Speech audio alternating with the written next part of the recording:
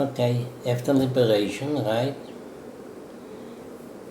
there was like 129 boys.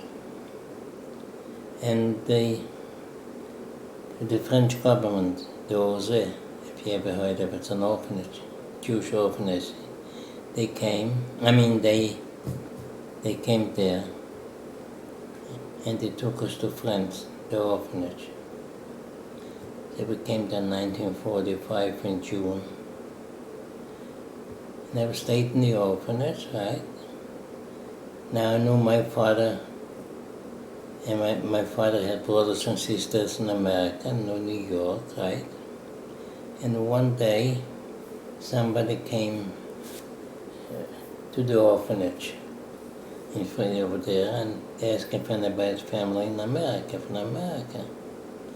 And I said, yes, I have uncles and aunts. The uncles I knew they have the same name as mine. The aunts I didn't know, right? And I gave her down, and my cousin, God bless her, she's 104 years old now, okay? She lives in Florida. And my cousin, Sylvia, she was looking at papers all the time to see if anybody survived from the war, right? And sure enough, she saw my name. And she wrote me a letter, and she asked me my father's name, my mother's name, my grandfather's name. And I wrote her back, I told her whatever it is, right? And sure enough, we were family. And she wrote me back, she says, you want to come to America?